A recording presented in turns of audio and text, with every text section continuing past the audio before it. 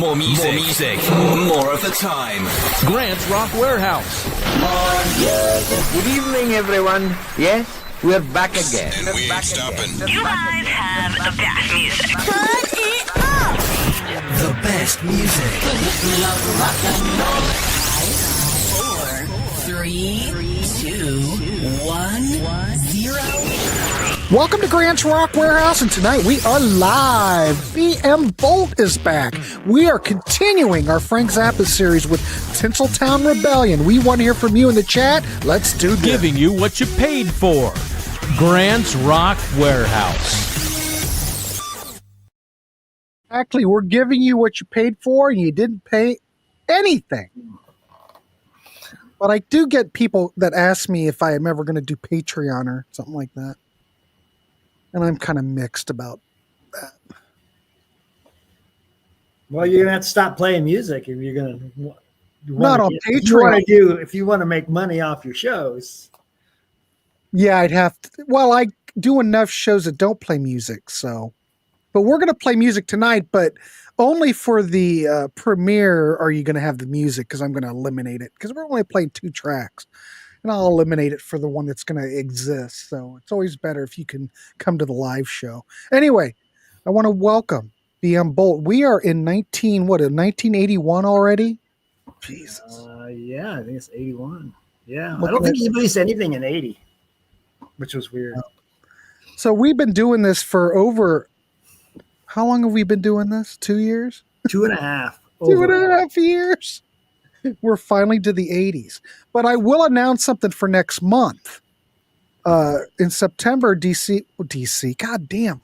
Byron and I are going to, I just was on a show with damn DC. We are going to do a Gary Moore series. So we're going to start that in September. Byron and I are. So I look forward to that. That's going to be good. We won't do one album at a time, though, because it'll take. No, we're not going to. 3, 4, 5 albums at a time. Right. So look forward to that in September. So I got to start prepping for that. Anyway, Mr. BM Boldt's here, and we are going to look at Tinseltown Rebellion. Byron, do you want to start us off? Do you want me to start us off? What do you want to do? Do you want to just start in? Let me go over my notes here, and then if you want to say a few things, and then we'll play 100%. That first. All right. We get all right. So, yeah, it came out May 17th of 81. This was, I'm almost positive this was the very first Zappa album I ever bought. I had listened to him before that. My cousin David, who comments once in a while, he'd turned me on to Chic Your Booty and maybe 1 or 2 other albums. But this was the first thing I ever bought when I was starting to really get into buying a lot of records. And well, we were talking.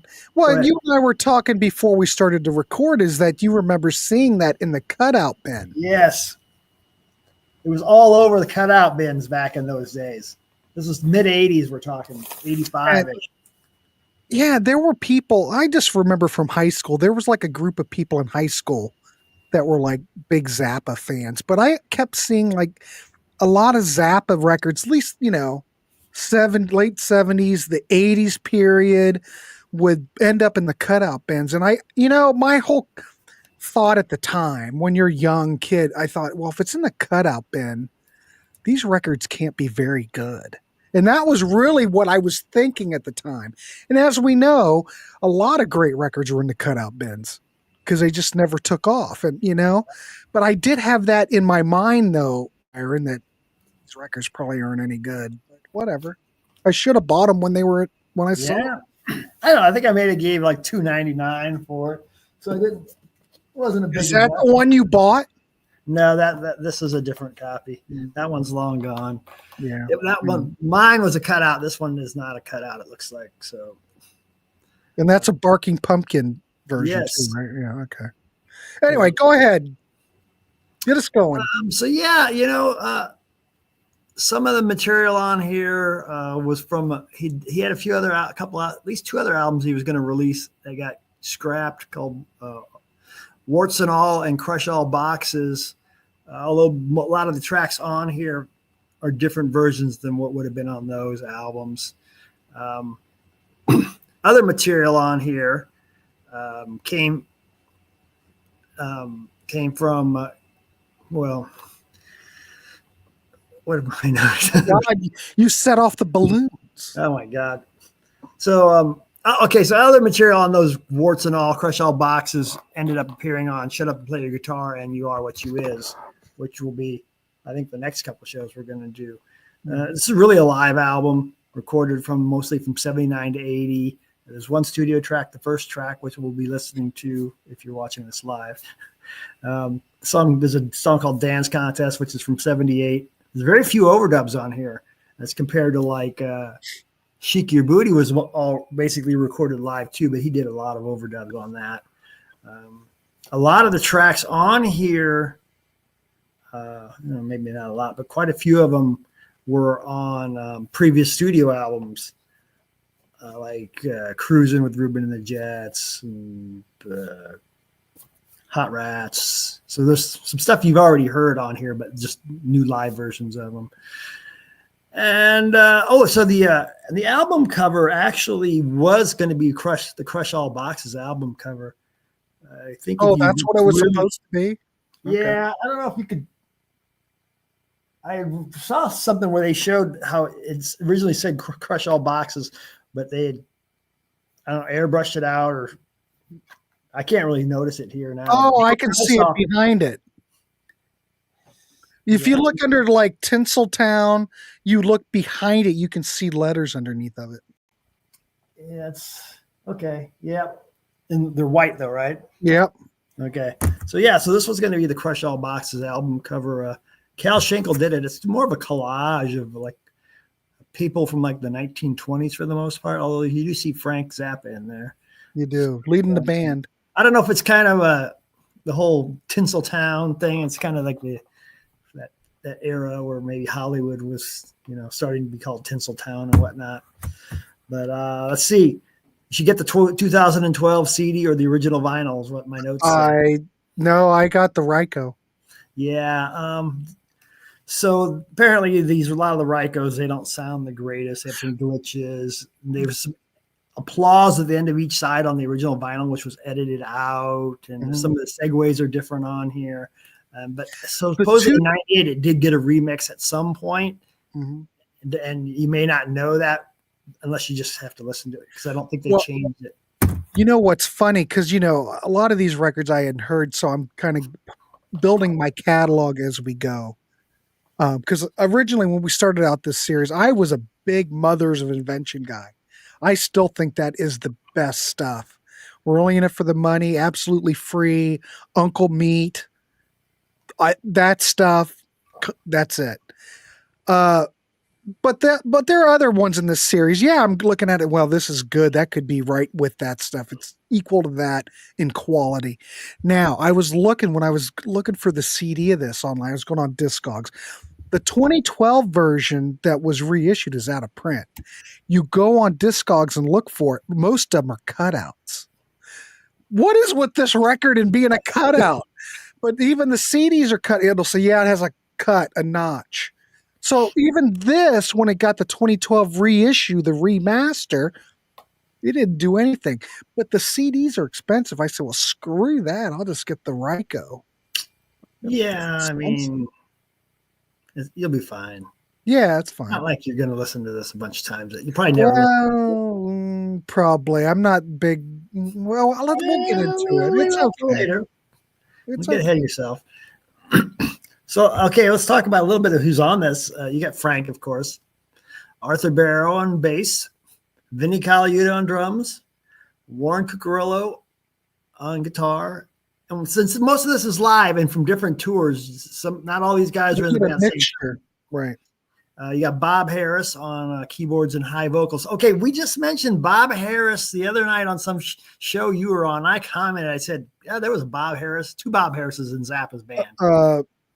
Was it Colorado?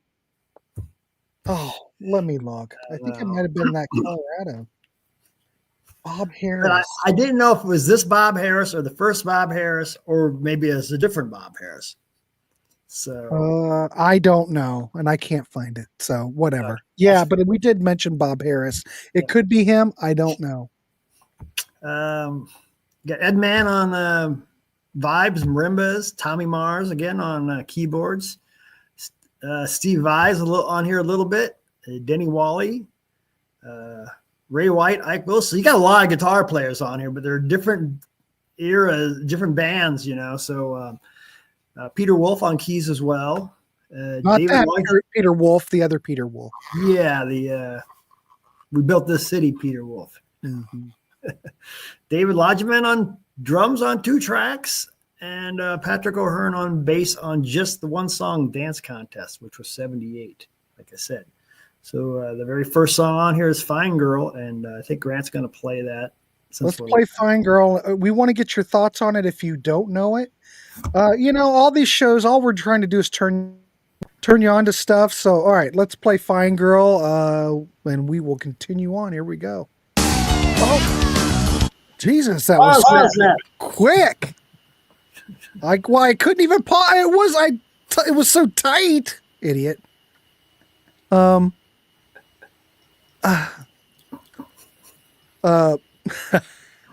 West Coast Dave comes in. Wait a minute. I need to turn on echo cancellation. Hold on. God, better way. I like this song's instrumentation and production. 8.5 for me, getting a Gentle Giant vibes.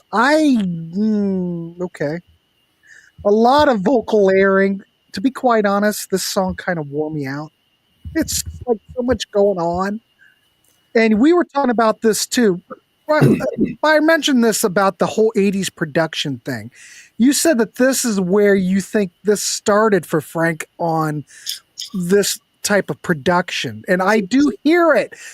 One of the things that I hear is that bass, you know, when he redid We're Only in It for the Money and wiped the bass and re-recorded the bass, and it's starting to have that tonality. Yeah, I can hear it. Now it's not the 80s production like you think, like it's Thompson Twins or Culture Club or something. Zappa 80s. It's Zappa 80s. And it does have that kind of stamp. I mean, it's okay, but it's very similar in its tonality. Yeah, but it was only the one studio track on here, so we don't get a ton of that production yet. But part of it too is I think the Tommy Moore's keyboard sound. That sound, especially on that one, was kind of almost like a horn section. Mm-hmm. But yeah, you can definitely tell usually when Tommy Mars is playing the keyboards. But you can tell when he's using the emulator or the Fairlight. He's using an emulator in that middle part. That's all fake. That's keyboardy emulator stuff. So he was into that at this point. So yeah, like I said, this was the only studio track on here. It was recorded in the summer of '80. To me, it's kind of reggae. It's a subtle reggae though, but I'd say it's kind of a modern doo-wop pop song with this kind of reggae vibe to it. Yeah, it's a doo-wop inspired. Yeah, it's doo-wop inspired. It's very polished, though. That's one thing that I noticed. And you think that that's probably the 80s thing that it's Zappa 80s. And it does seem very polished to me, which is okay. Yeah. Frank, I think I read something where Frank said that he really didn't like to listen to much reggae, but he didn't mind playing a little bit here and there on his own records. And I think he kind of liked the solo over it as well. Well, I will say this. I don't listen to much reggae, but when we used to play it, like in the 80s when I was in a band, we would, play some police songs or whatever, or we might do like a reggae track or something. As a player, as playing bass on it, it was just a blast to play reggae. It is so much fun as a musician to play that stuff, So I could totally get why Frank would say, to solo over it, or, he might not want to listen to it, but it's just, fun as hell to play on it. We also had Bob Harris. There was Bob Harris's falsetto vocals on that we were talking about him earlier. And then there's a few other tracks similar to this on the album, which we will get to. We'll just move on to track 2, which is Easy Meat. 9 minutes and 17 seconds. It's pretty long. It dates back to 1970. They did this originally with Flo and Eddie's band, but it evolved over the years. And basically, the song is about a very promiscuous girl. She's easy meat. Was written in like 1970. Do you think it was part of that whole, I don't know, Uncle Meat type of, it's from that era. I don't know. It's if you go, I haven't listened to a ton of the posthumous releases, but I think there's the Mother's 1970 multi-disc set, and I think it's on there with them playing it. But yeah, the lyrics on this one are a little promiscuous, just like the girl. But this actually came from 3 different shows. It starts out kind of a rock section, da-da-da, da-da-da, da-da-da. And that's so it starts out with that and the vocals. I think Ike's singing on this one, and then it breaks into this classical section from the Royce Hall show of 1975. Yeah, that was with the orchestra, but they added a lot of overdub keyboards to that section. That's kind of right before the guitar solo, because there's a long guitar solo in this track as well. And then after that, it kind of goes back into that classical type section again with the keys, and then it ends again with some more vocals. But I really like that track a lot. I would have suggested we played it, but it was too long. I just said, we don't need over a 9-minute song to play during the show. Well, we could have. Yeah, we could. All right. Let's keep it short and sweet. 100%. That's what we did. I think that song's okay. I think Zappa's guitar work is predominant. I think there's a lot of great playing on it. This I think is fabulous for that. So there's only 3 tracks on this first side, and we're up to the last track now for the Young Sophisticate, which is only 3:13. This was actually on lather, but an earlier version was on lather. Apparently Frank did not submit this track in when he gave Warner Brothers all that other stuff for lather, or what became Studio Tan, Sleep Dirt, and Orchestral Favorites. He did not turn this one in, so they never had access to it. But you will hear an early version of it on lather, like I said. And but this was recorded at Hammersmith in February of 1980. It's more of a group vocals type track. I think it's a real accessible R&B feel. There's a whole lot of guitar licks throughout the song. There's doing some singing and Frank throwing in all these different licks. And there's quite a bit of marimba to it as well. I think it's a pretty good track. Well, but it's pretty good. I will say this, the playing and the band on here is exceptionally tight. Very tight playing on here. Of course, you do have the quirky lyrics, and it's very upbeat. I think, and this, like what I've read about it, I think a lot of the fans like this track. Seems like it's a bit of a fan favorite. To me, there's nothing that really stands out about it, but I like it. But it's not. There's nothing about it that's risque or, which he's done so much of that in the last couple albums. You almost expect it on this album, and we're getting some of it, but not to the level we had before. So that's a good question, Webb.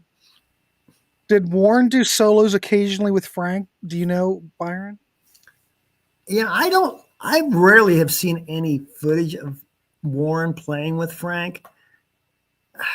There may be one show out. There's a lot of concerts of Frank on video, but not a lot with Warren. And I don't know. He did stunt. He was, I think, the first stunt guitarist. And even Vi didn't do that many solos as the stunt. No, as brilliant of a player as Steve Vai is, I think, I don't know. Well, Vi was pretty much there to learn, I think, a lot of things, but I think he was underutilized. I don't think either of those guys were. I think both of those guys were only there for about a year, year and a half, 2 years tops, each of them. So it wasn't a long tenure with the band. And but the solos were mostly Frank. I don't know if guys a little shot here and there, but Blue. See, and Baloo was only with them, I think, for one tour. And I don't think it was a Adrian's long not much. Adrian Ballew's not much of a soloist. He's more like a texture type of player. You ever hear him really talk about it? He says he can barely play solos. Yeah, you really have to probably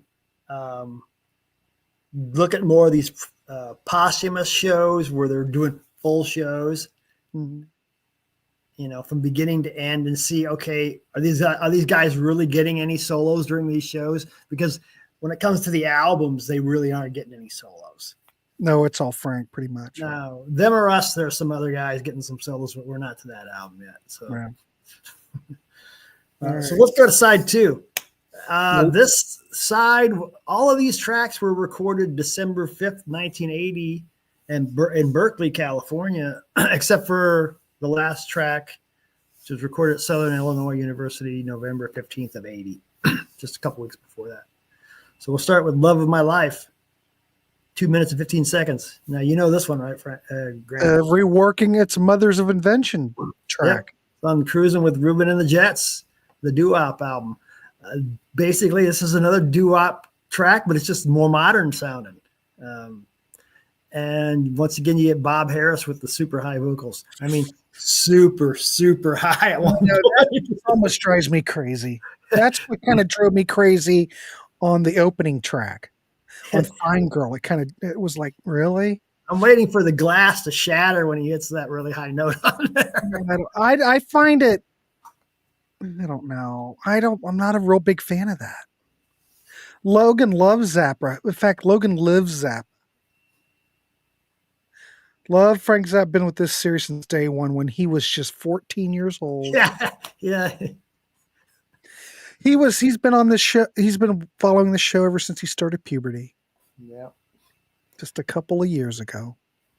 And Anyway, he'll be retiring by the time we finish it. Probably. But Bob, those real high Harris vocals, though, kind of drive me crazy. He can hit that high note. So then that takes us right into I Ain't Got No Heart. Another Mother's Ear track. Yes, from Freak Out. This one's a little faster and more rocking, though. I like it. It rocks. Mm-hmm. I mean, it was good on the first album, but I think I like it even better here, to be honest with you. I mean, it kind of turns the track on its head, but it's got a lot of energy. I'll give you that. I don't have a problem with it. All right, the next thing on here is Panty Rap. Okay, this is not a song really. It's it's 4.5 minutes of Frank basically talking over a reggae vamp. Reggae again. So he's talking about how he's going to have a quilt made of women's undergarments. And this quilt it gets made. And so he's asking the girls in the audience to get their underwear or their bras or whatever and throw them up on stage and whatnot. If you look around on the internet, you'll find pictures of this finished quilt, and it is really cool. So, really? Yeah, the person who made it was extremely talented. And I mean, it doesn't look just like a bunch of underwear and bras. It's actually a piece of art with shows Frank. It's really cool. You'll have to check it out sometime, people. What's your thoughts on this track? Because, well, it's just there, I mean, it's interesting from a historical perspective. But, once you've heard it a couple times, you really don't need to hear it again. And the whole audience participation things just kind of drive. I don't know. It wears me out. I'm not feeling this track. It just seems maybe a low point on the record to me.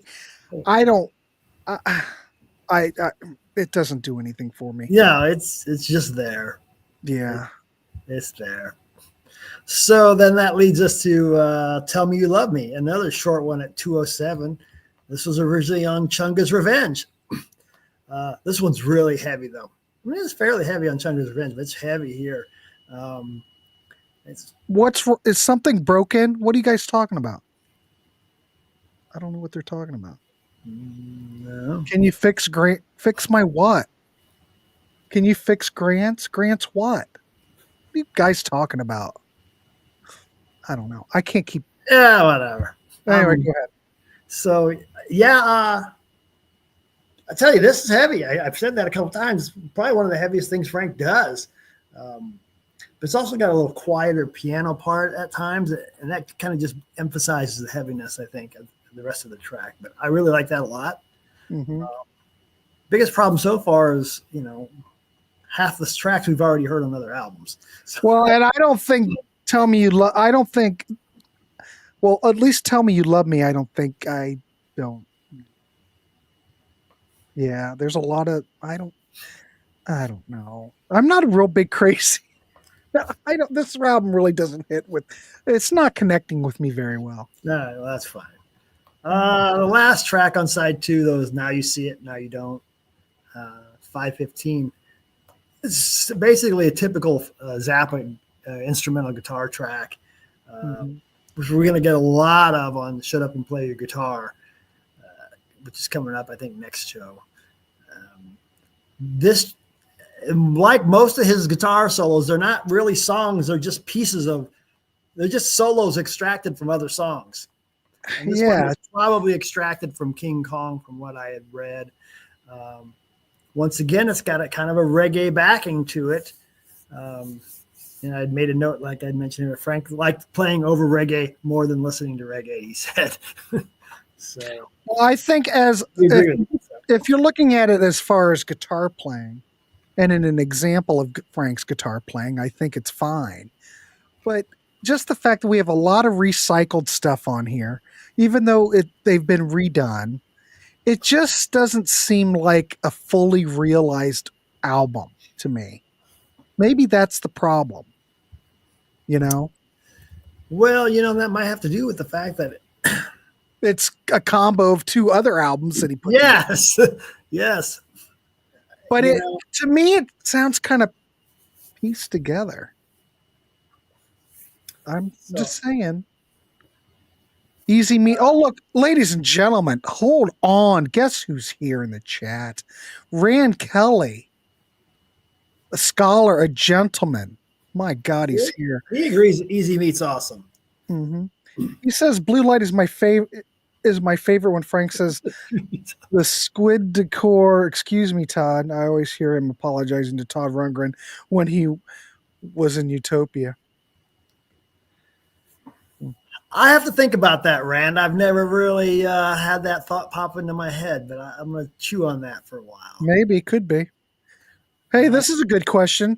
West Coast Dave. Rand, how many times did you see Frank? And I want to know, because I don't know. Rand, what was the first year? When did you first see Zappa? What year was it? I know he's seen him many times, I'm sure. Frank and Todd, 2 guys who work for Grand Funk Railroad. Yep. Anyway, we're off the tangent. Rand will come in. We will deal with that. Anyway, next track. We're up to side 3 of this, because this is a double album. I don't know if we even mentioned that earlier. But The double record. So we're up to side 3, and the first track is the dance contest, which we kind of alluded to because we talked about audience participation. It's 3 minutes. Frank was big on audience participation. I know.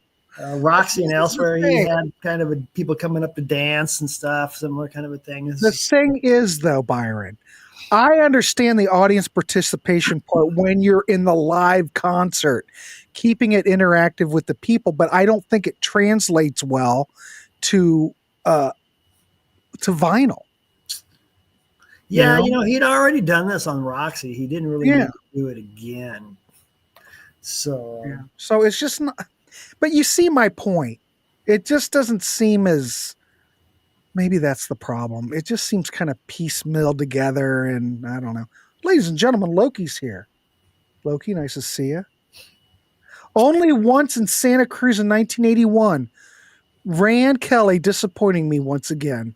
I thought maybe I saw him. I thought you maybe saw him in 71, 72. Rand, come on, man. Rand is the king of Prague. He's the Prague father. Let's not forget it. Anyway, keep going. Sorry. Distraction. Okay, so anyway, the dance contest thing, whatever. It's just Frank talking over a vamp, getting people to dance. Right and we don't know, we don't hear them dancing or see them dancing, of course, but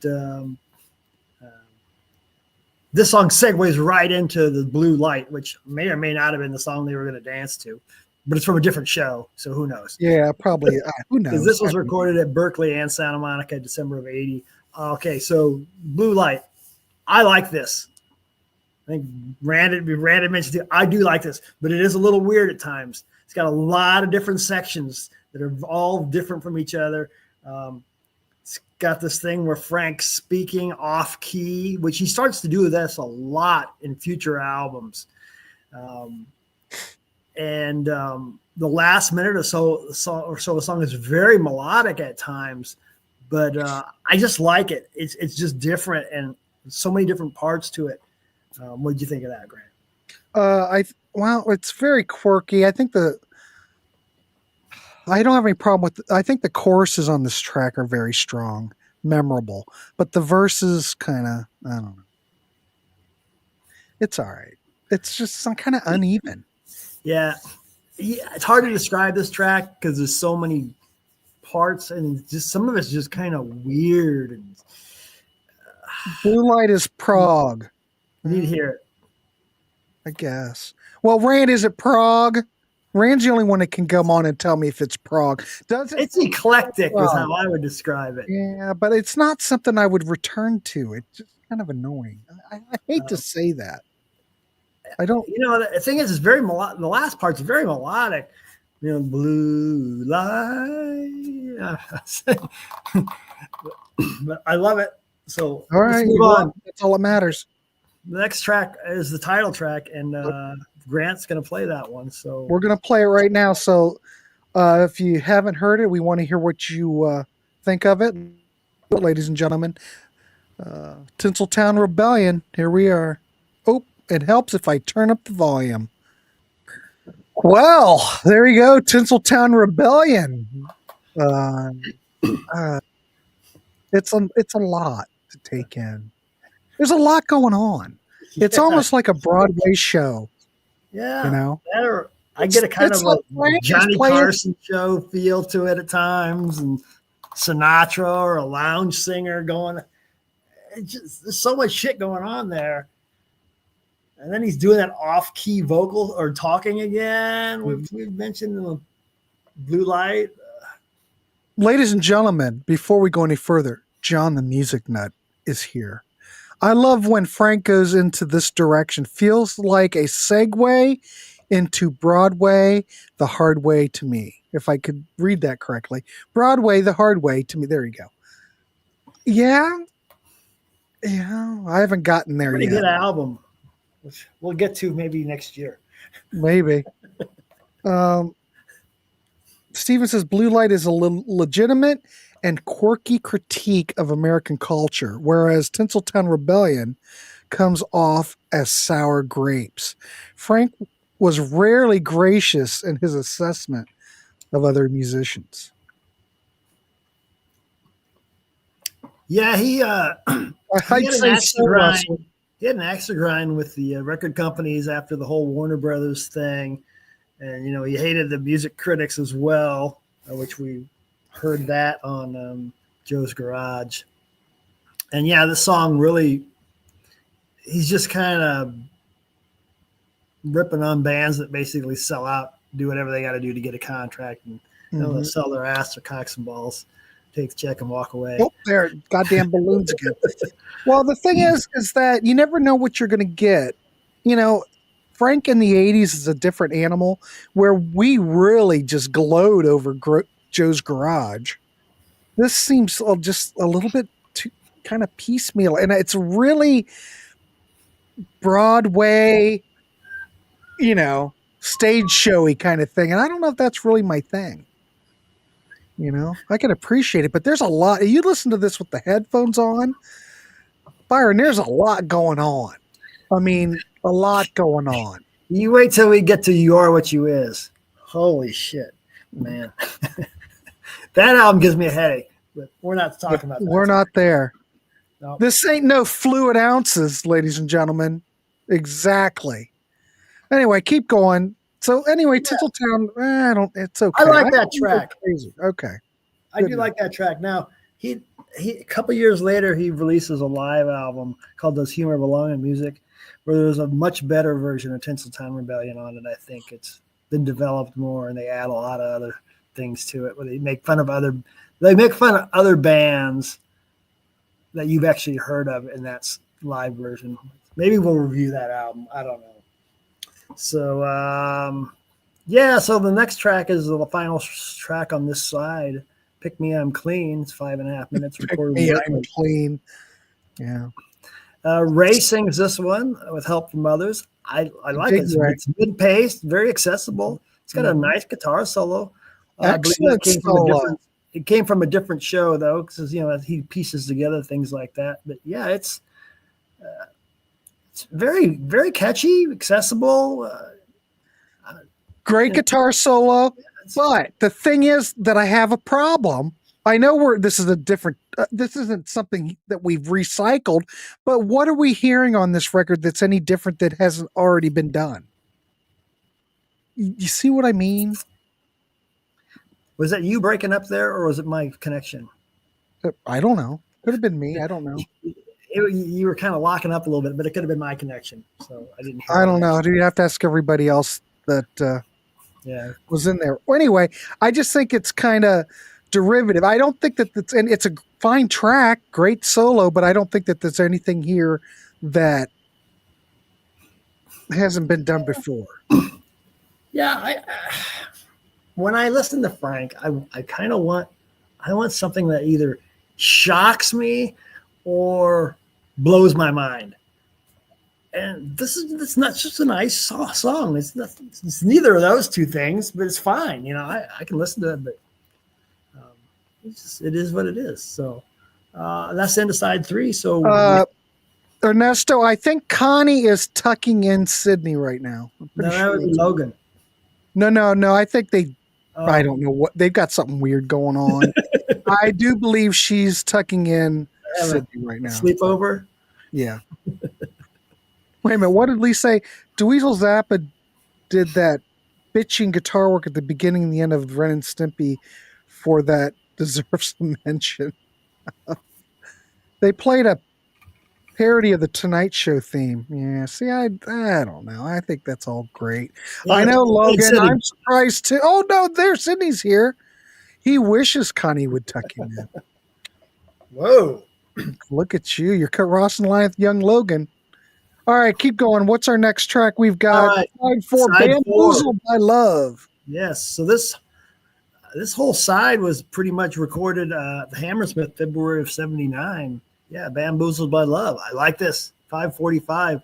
It's more of a conventional blues type track sung by Ike. You get a lot of soloing from Denny Wally on slide throughout most of the track. He's taking the first solo, so there we go. Somebody's getting a guitar solo beside Frank. And then but Frank I like it because, I don't think Frank plays slide, does he?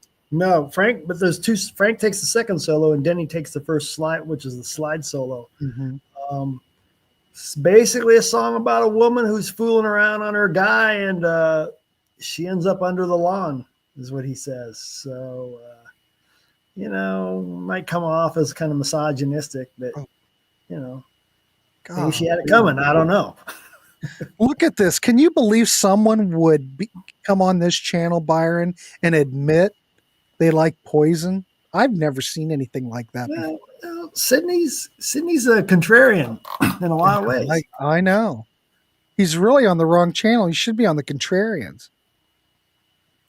But that's Bamboozled by Love. How do you like that? I like that track a lot. I like it quite a bit. I like the bluesy. I like Ray's vocals. Ike's vocals. I like the guitar. I like the slide because it adds another level to it. Because, nothing wrong with Frank.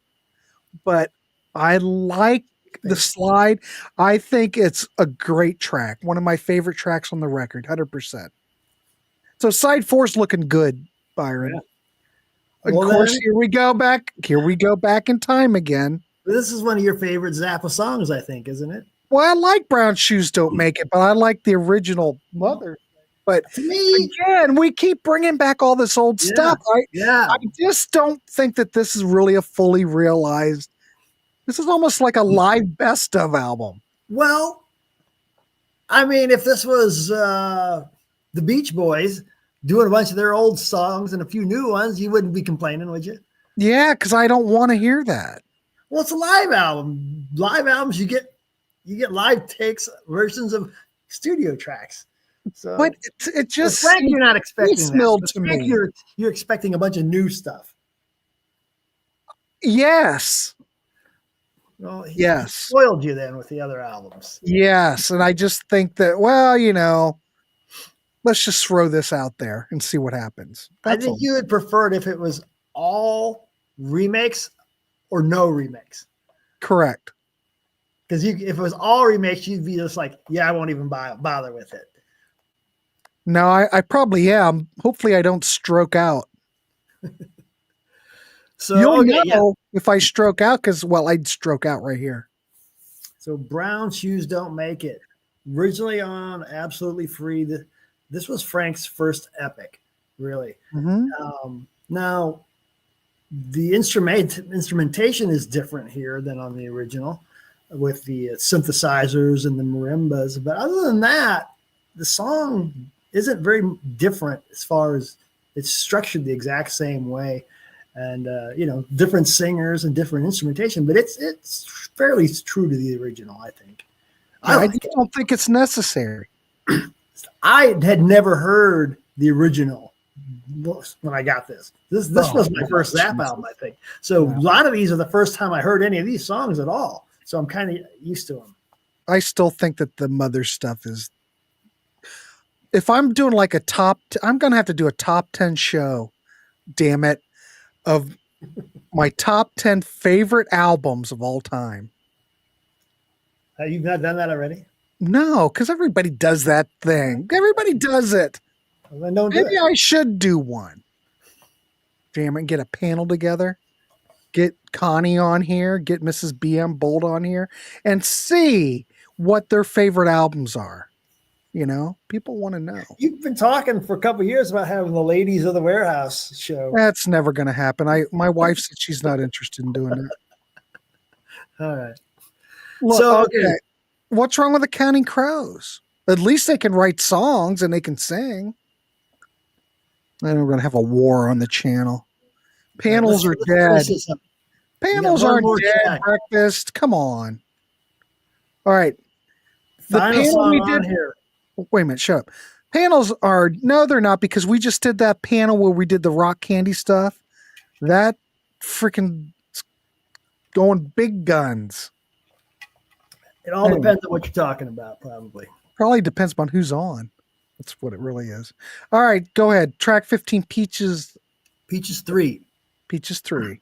So Peaches and Regalia version 3. Since this was on Hot Rats, Fillmore East, Grant's favorite album. Yeah, And let's put another version out on another record. How many times? Another version here. Yeah. Once again, this is musically, it's very similar to the other versions, but way different instrumentation. Lots of synthesizers on here. But you get to the last couple minutes, and then it kind of goes off the rails, and it's something completely different, it seems like. You get a lot of this staccato guitar lines by Warren. And then Frank's saying, let's hear it for another great Italian, Warren Cucurello. Let's hear it for another great Italian, Al Di Viola, Alvin Lee, who's not Italian, of course. I don't know why he said that, but anyway. And then he introduces the band because this is like the end of the show. And then the album just kind of fades out. And that's it. But I like it. It's the first time I'd ever heard Peaches and Regalia. So, well, it could be that, but then why did the show we do on the panel with Brendan Schneider blew away any Pete Pardo show? It went to 100,000 views or something crazy. Which one? Or was it? Wait a minute. I thought we were talking about Zappa here. We are, but I don't think the Pardo factor is necessarily it because I think it depends on the topic. But the Brendan Schneider show we did went through the roof. crazy. Combination of things. The combination, a lot of it's just, you never know, you know? Anyway, sorry. Go ahead. I was on a tangent. Well, that's it, man. That's the end of the album. Yeah, it's lackluster. I want to know what would you give this out of 10? I was thinking about that earlier, and I had to look up the I list. want to know, what would everybody in the chat, I'm ready for your score out of 10. If you know this album, I want a score out of 10. Yeah, I wanted to look at my list of other albums that I've scored to see how does it compare. Ooh, Jeff's going with a 5. Go ahead. Because, 5. I give it I had a number in my head, but I'm thinking, I better see how that number compares to some other ones. And I'm like, yeah, maybe my number might be a little high. No, you like what you like, Byron. Well, yeah, but if I said it's a 9 and I didn't give an album I really like a 9, I'd be like, well, that's not correct. I'm gonna go. I never do I always do either a half or a whole number. I'm going to go with a 7.75 tonight. I don't normally do a 7.5 or 2.5, but 7.75. This one's it's my first Zappa, like I said. So it's kind of got some sentimental value to me as well. 7.75. Yeah.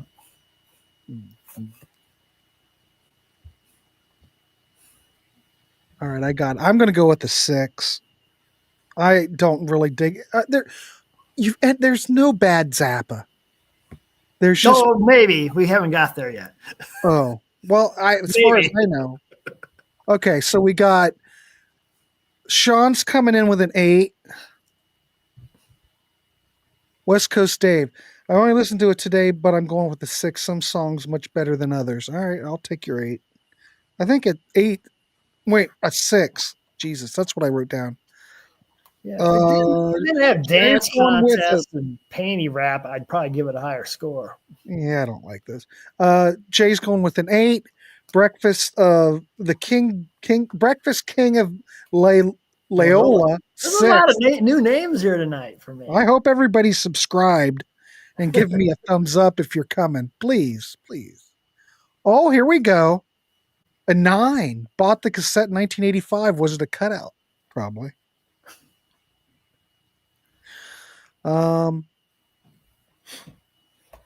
Sorry, I meant no ill will, just being childish about the name at Ken White. All right, I don't know what's happening. All right. New work. Oh, I like new workers. I need a whole new staff. A lot of new names tonight for me. I like everybody. I like the new names that are appearing in the chat. I appreciate everybody showing up. If you're new to the channel, well, please subscribe. Please leave a thumbs up. I feel like this series is starting to build a little momentum where people are like, wow, I just discovered this. I'm catching up on all the old episodes. Well, you're welcome to come back. I've given up on Marlon. See, if Ken White says 7.75, then I know I nailed my score. All right. Byron, you're going to be late for dinner. I already had dinner. You already had dinner. Stephanie had dinner on the table. We had dinner at 6. At 6:15, 6 or 6:15 Central Time we ate. Steven's here. This is the first live I got to catch. Well, good for you. Yeah, most of them are live anyway. Just getting caught up on all the old episodes. The only reason that I do live shows, ladies and gentlemen, is because I don't want to have to edit anything. You're going to edit this one, though. Well, yeah, but all I have to do is delete the songs because it'll get flagged by YouTube. And then all I have to do is say, remove, and it fixes it. So, but Steven, I'm glad you're here. Appreciate you coming on. So anyway, let's see what we've got. I think everybody's come in with their score. Let's see what we got. We have 7. Oh, wait a minute. I think 7.75. What did you give it? A 6. Okay. I got to write Wait a these minute. down. I put a wrong number in. Hold on. Let me.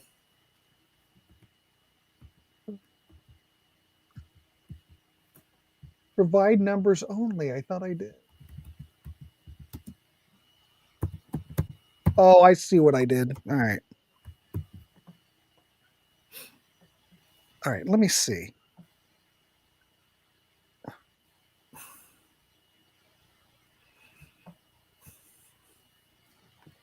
We got a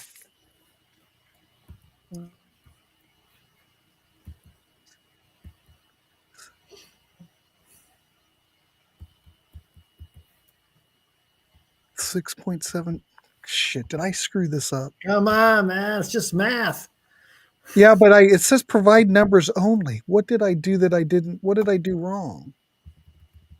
Let me see something. I'll copy and paste that. I'm going to say a 7. Huh. Hold on. God, I should never not do this without my glasses on. Oh, I know what I did wrong. Oh, I know what I did. Uh-oh. Oh, no. I know what I did wrong. Grant. I think I just lost all the scores. Ah, No, I don't. I have it over here.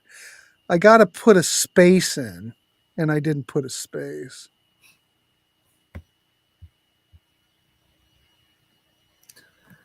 what we're going to do, shut up and play your guitar next time, people, while we're waiting for Grant to calculate the score. We're going to just knock out all 3 albums in one shot. The 2-disc set, three albums on vinyl. There, I see the mistake that I made. Oh, it's so complicated. I'm just going to go with a 6. What? It's Yeah, too whatever. much. Doesn't matter. Doesn't matter. It does matter. Like you're well spaced. Not me. It happens to the rest of us. It's a 5 case close. Yeah, we got to wrap this dog up. We're at an hour. Yeah. I think based on what calculate I'm this looking for at, 10 I think a 6.5 is what I'm coming up with. Yeah, it's fine. Okay, 6.5. About a 6.5. All right. I guess we're done. Sorry about that. Jesus. Sometimes I get on a tangent and I don't know what I'm doing. I don't know what I'm doing. So anyway, all right. So what's the next record next month? Shut up and play your guitar. All 3 records. That's supposed to be one of the best. Yeah, I mean, how much can you really say about 3 records of instrumental guitar stuff? Well, you're a shredder. You like shredding. Yeah, I mean, yeah, this first song is an instrumental guitar track. Second one's instrumental guitar. So we'll fill out the show, but it's All right, cool. All right. Well, I want to thank everybody for tuning in. A little bit fractured. Technological problems. Anyway, we're going with a 6.5 on this, and I don't know. Would I recommend starting here? If you're a that's when I complete, started. And I was Kiefer's got a band. Yeah, Dream Theater. I've already heard that. Yeah, I'd rather have instrumental Zappa over comedy Zappa. 100%. I like a combination of the two. It's got to be just right. I do like a combination of two, but I'd much rather have instrumental than. Joe's Garage was the perfect combination of those two things. Comedy and instrumentals. Have a good day, Shredders. Thanks, Logan. I appreciate you coming on. All right, everybody. We're losing people. Good night, everybody. We will see you. There's more stuff tomorrow. I don't know what's happening tomorrow. There's a Contrarian show I'm recording at 6. Then I have 2 shows. Now I don't have my book with me. Anyway, we'll see you tomorrow. Everybody have a good night and keep it clean. All right. Thanks, everybody. We'll see you.